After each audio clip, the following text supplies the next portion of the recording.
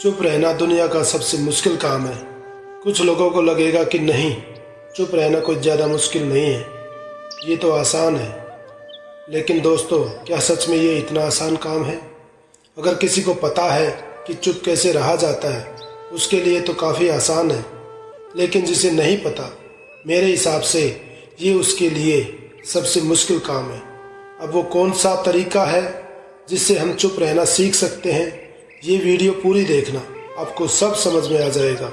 और वीडियो के आखिर में एक ऐसा तरीका आप लोगों को बताऊंगा जिसके जानने के बाद चुप रहना आपके लिए एकदम आसान काम हो जाएगा। पहले एक कहानी के माध्यम से समझते हैं कि आखिर समस्या क्या है और उसका क्या निवारण है। एक समय की बात है, एक आदमी था जिसे एक अजीब सी बीमारी थी, बहुत ही ज़्यादा बोलने की। वो 2 मिनट भी चुप नहीं रह सकता था। उसके लिए बोलना कुछ ज़्यादा ही ज़रूरी था, अन्यथा उसके शरीर में हलचल होने लगती थी। उसे किसी भी विषय में हर समय बोलना ही होता था। वो खुद भी इस परेशानी से बहुत परेशान था और सोचता था कैसे इससे छुटकारा पाऊं। वो गुरु की तलाश में बाहर निकला। उसे एक पेड़ के नीचे एक गुरु बैठे हुए साधना में लीन दिखाई दिए। उसने सोचा शायद ये मेरी मदद कर सकते हैं। वो वहीं पास में जाकर बैठ गया और उनकी साधना पूरी होने का इंतजार करने लगा। जैसे ही गुरुजी साधना से बाहर आए, वो आदमी उनके चरणों में गिर गया और बोला, गुरुजी, मैं आपका शिष्य बनना चाहता हूँ। गुरु ने थोड़ी देर सोचा और फिर उसको अपना शिष्य बना लिया।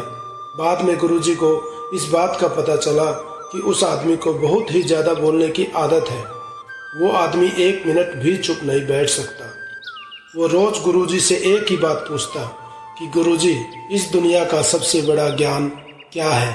और जब भी वो ये सवाल पूछता तो गुरुजी चुप हो जाते, कुछ भी नहीं बोलते, क्योंकि उनको पता था कि इसको ज़्यादा बोलने की आदत है और अभी इसको सबसे बड़े ज्ञान के बारे में बताना व्यर्थ है। इसलिए वह चुप हो जाते, कुछ भी नहीं बोलते। वो शिष्य हर रोज एक पास वाले गांव में भिक्षा मांगने जाया करता था। वहां से भिक्षा मांगता और वहां से जो कुछ भी मिलता आश्रम में लेकर आ जाता था। गुरुजी को इस बात का पता था, वो ज़्यादा बोलने की आदत से परेशान है, इसलिए गुरुजी उस शिष्य का ख्याल रखते थे कि कहीं वो मुसीबत में ना फंस जाए।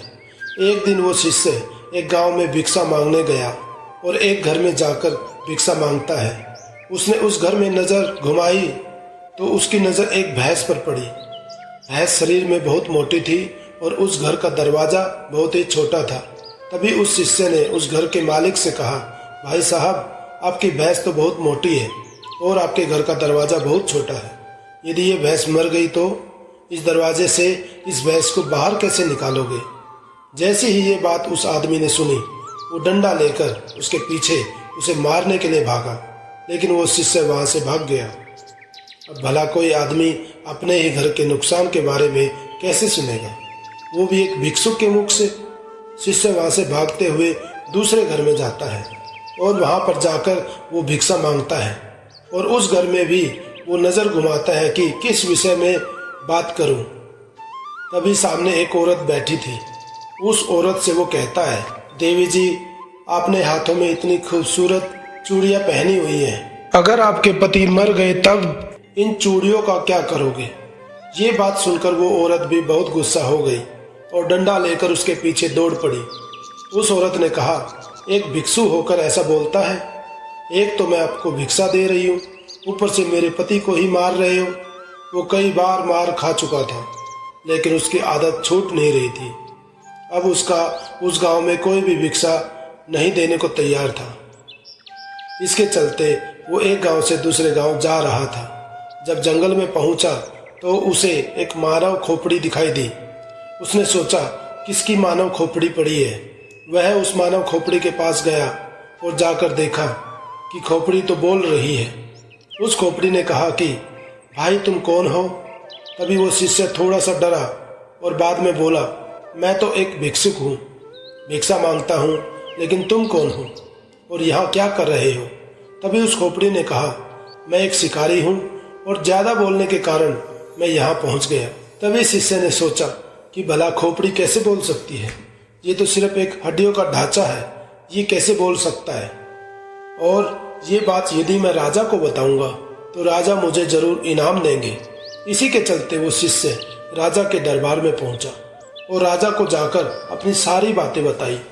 राजा को पहले तो लगा कि इसने मदिरा पी रखी है और इनाम के चक्कर में इतनी बकबक कर रहा है। बाद में जब वो अपनी बात पर अड़ा रहा तो राजा ने कहा, ठीक है, यदि तेरी बात सच निकली तो तुझे इनाम दिया जाएगा, नहीं तो तुझे फांसी पर लटका देंगे। शिष्य ने कहा, महाराज, मैं भला झूठ क्यों बोलूँगा? आप मेरे साथ चलकर जंगल में देख लीजिए, आपको खुद विश्वास हो जाएगा। इसके बाद राजा ने बोला कि 4 सैनिक इसके साथ जाओ और अगर इसकी बात सच निकलती है तो इसको अपने कंधे पर बिठा कर लाना, और यदि बात झूठ निकलती है तो इसको घसीटते हुए राजमहल लेकर आना।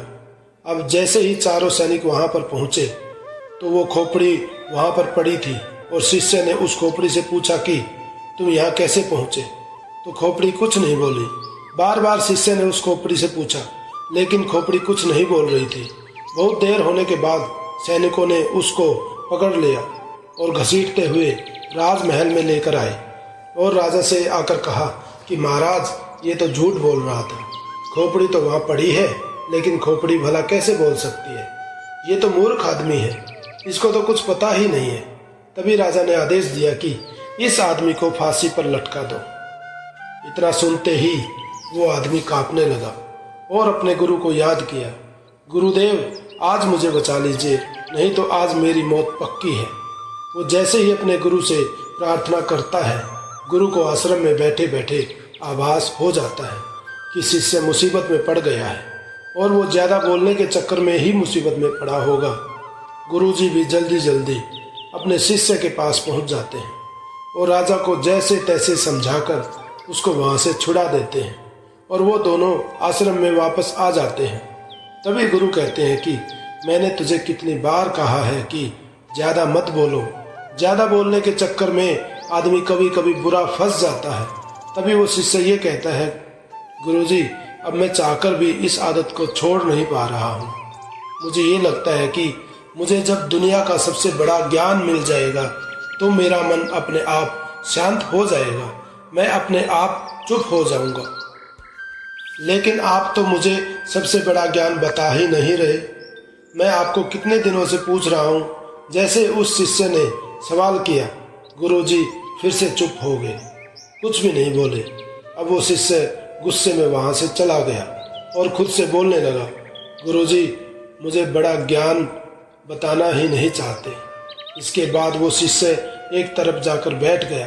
रात का अंधेरा हो गया था। प्रकृति में पाए जाने वाले हर चीज अपनी गहरी नींद में चली गई थी।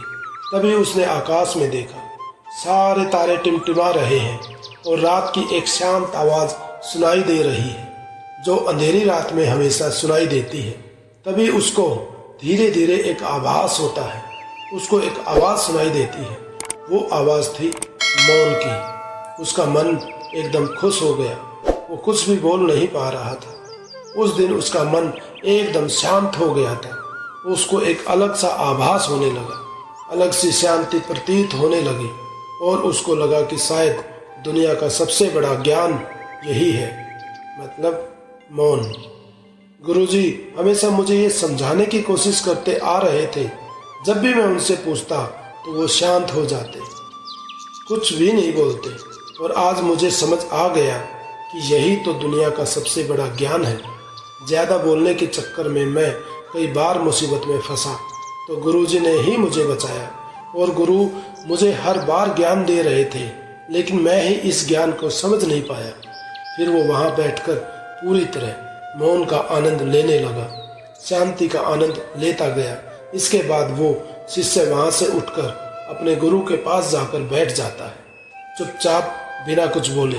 तभी गुरु को पता चलता है कि शिष्य को मौन मिल गया है। तभी गुरु कहते हैं कि दुनिया का सबसे बड़ा ज्ञान मौन नहीं है, लेकिन मौन ही वो रास्ता है जिसके द्वारा सबसे बड़े ज्ञान को पा सकते हैं। सबसे पहले हमें मौन होना पड़ेगा। उसके बाद गुरु कहते हैं इस दुनिया का कोई भी शब्द मौन से बड़ा नहीं हो सकता। मौन एक तपस्या है, मौन एक साधना है। इस मौन को हर कोई धारण नहीं कर सकता, और जिसने भी धारण किया वो दुनिया का सबसे बड़े ज्ञान के चरम पर पहुंच जाएगा, सबसे बड़े सुख को हासिल कर पाएगा। उसके मन में किसी भी तरीके का सवाल नहीं रहेगा, सब सवाल खत्म हो जाएंगे, कुछ भी नहीं बचेगा, केवल शून्य बचेगा, एक बिंदु बचेगा। बस उस बिंदु में ही जलता है असली बोध का दिया। उसके बाद वो बोलता है, गुरुजी आखिर मौन कैसे रहूं? मैं जब भी ध्यान करने बैठता हूँ तो मेरा मन एक जगह लगता ही नहीं, मेरे मन में हजारों विचार आते हैं। मैं जितना मौन होने की कोशिश करता हूँ उतना ही मेरे मन में ज्यादा विचार आते हैं। ऐसा मैं क्या करूँ कि मौन हो पाऊँ? उसके बाद गुरु ने कहा, मेरी बात को ध्यान से सुनो। जब ध्यान करने बैठते हो तो मन को किस तरह शांत करना है, इसके लिए एक छोटी सी कहानी के माध्यम से समझो। एक गरीब किसान था और वह गुरु के पास जाता है, बोलता है कि गुरुजी मेरे जीवन में बहुत कामकाज है और मैं काम करके थक जाता हूँ, मुझे कुछ समाधान बताइए। उसके बाद वो गुरु उस किसान को एक जिन देते हैं और कहते हैं कि जिन को अपने घर ले जाओ, इससे जो भी बोलोगे वो सब काम ये मिनटों में कर देगा। लेकिन हाँ, एक बात का ध्यान रखना, इसको खाली मत रखना। यदि इसको खाली छोड़ दोगे तो यह तुम्हें खा जाएगा। किसान ने कहा, गुरुजी खाली बैठने का तो काम ही नहीं है मेरे पास तो इतना काम है कि यह पूरी जिंदगी व्यस्त रहेगा। इसके बाद वो किसान उस जिन को लेकर अपने घर चला जाता है, लेकिन वो तो जिन था, हर काम को बहुत जल्दी कर देता था। उसने तुरंत किसान का काम कर दिया। जब उसके पास काम नहीं बचा तो किसान ने पड़ोसियों के काम करवाए, फिर भी वो जल्दी से काम को खत्म कर देता और काम खत्म करके वापस किसान को बोलता कि मुझे जल्दी काम दो, नहीं तो मैं तुम्हें खा जाऊंगा। अब किसान इस चीज से परेशान होने लगा। वो वापस उस जिन को गुरु के पास लेकर गया और कहा, गुरुजी अब इसका समाधान कीजिए, ये तो बहुत जल्दी काम खत्म कर देता है और मुझे खाने के लिए कहता है। तभी गुरुजी उस जिन और उस किसान को लेकर उसके खेत में जाते हैं और उस जिन को कहते हैं कि एक बांस का डंडा लेकर आओ। वो जिन एक बांस का डंडा लाता है और गुरु उसको खेत में गाड़ देते हैं। उसके बाद गुरु उस जिन को कहते हैं, जब भी तुम्हें ये किसान कोई काम के लिए बोले और काम खत्म हो जाए तो इस डंडे पर चढ़ना है और उतरना है। तुम्हारे पास जब काम ना हो तो ये काम करते रहना। ये सुनते ही किसान बहुत खुश हो गया, क्योंकि उसको समाधान मिल गया था। अब अगर जिन के पास काम नहीं रहेगा तो वो डंडे पे उतरना और चढ़ने का काम करता रहेगा। अब वो किसान को परेशान नहीं करेगा और ना ही किसान को खाने की बात कहेगा। गुरु ने उस शिष्य को बोला, अब हमें भी ऐसे ही करना है। हमें ध्यान के समय अपने मन को सांसों के साथ बांध देना है। जैसे सांस बाहर जाती है तो उसके साथ मन को बाहर, और जैसे ही सांस अंदर जाती है तो मन को अपने अंदर लाना है। धीरे धीरे इसका अभ्यास करते जाओ, आप देखोगे कि धीरे धीरे आपका मन शांत हो जाएगा। ऐसा नहीं है कि तुम सिर्फ ध्यान के समय ही ऐसा करो। जब भी तुम कुछ भी काम करते हो, कहीं जा रहे हो, किसी से बात कर रहे हो, उस समय मौन रहकर अपनी सांस पर ध्यान दो। अपने मन के अंदर की आवाज को सुनो, सांस की आवाज को सुनो, अपने मन पर ध्यान दो। धीरे धीरे आपका मन पूरी तरह सांसों के साथ हो जाएगा। जब भी कभी बोलना पड़े, किसी को जवाब देना पड़े, पहले याद कर लो कि क्या बोलना है। उसके बाद कम से कम 5 सेकंड रुक जाओ, उसके बाद ही अगले को कोई जवाब दो। इससे तुम्हारा ज़्यादा बोलने की आदत भी कम हो जाएगी। और जब तुम्हारे पास बोलने के लिए 2 ही बातें हों, उनमें से एक ही बात बोलो। और जब तुम्हारे पास बोलने के लिए 3 बातें हों तो उनमें से 2 ही बोलो। धीरे धीरे ज़्यादा बोलने की आदत चली जाएगी, क्योंकि हमारे मन को शांत करने से पहले चुप रहना ही होगा। जुबान को बंद करना ही पड़ेगा। शांति को मुंह से बोलकर या लिखकर नहीं बताया जाता, उसे सिर्फ अनुभव किया जा सकता है। अपने ध्यान में तुम मौन अनुभव करोगे तभी उसकी तुम्हें सही अहमियत का पता चलेगा। अब उस शिष्य को मौन का महत्व पता चल चुका था। उसको दुनिया के सबसे बड़े सुख का ज्ञान हो चुका था। उसे असली शांति का अनुभव हुआ। हमें भी अपनी जिंदगी में मौन होकर उसका लाभ उठाना चाहिए। इस मौन के अंदर जो शांति है उसका वास्तव में एक अलग ही अनुभव होता है, क्योंकि इतने बड़े बड़े संतों ने, जैसे महात्मा बुद्ध ने, इसको सबसे ऊपर बताया है, सबसे बड़ा सुख बताया है, ज्ञान का पहला मार्ग बताया है। तो हमें भी अपने जीवन में मौन होकर अपने मन को शांत करके इसका अनुभव जरूर करना चाहिए। दोस्तों, जब आपका मन शांत होता है तब आप जीवन में बड़े से बड़ा निर्णय बड़ी ही आसानी से ले पाते हैं। और मन शांत तभी होगा जब आप कुछ समय मौन रह पाओगे। मौन होने का एक आसान सा तरीका है, अगर आप अकेले हो तब बिना बात अपने अंदर ही अंदर बोलना बंद कर दो, और अगर लोगों के बीच में हो तो ज़्यादा से ज़्यादा सुनने की कोशिश करो। मौन होने के लिए आपके भीतर जो भी बात चलती है पहले खुद को उनसे अलग कर लो, और अगर बिना काम की बात है तो उसे इग्नोर करना शुरू कर दो। कुछ समय बाद आप मौन होना शुरू हो जाओगे। ज़्यादा से ज़्यादा समय खुद के साथ बिताओ, अकेले में, और अपनी सांसों पर ध्यान केंद्रित करते रहो। जब आपका ध्यान सांसों पर लगा रहेगा तो आप अपने आप मौन हो जाओगे। दोस्तों, इस वीडियो में बस इतना ही। मिलते हैं अगले वीडियो में, तब तक आप अपना ख्याल रखिए। धन्यवाद। वीडियो को लाइक करें, शेयर करें, हमारे चैनल को सब्सक्राइब करें और बेल आइकन को प्रेस करें ताकि हमारी नई वीडियो का नोटिफिकेशन आपको मिलता रहे। Thank you.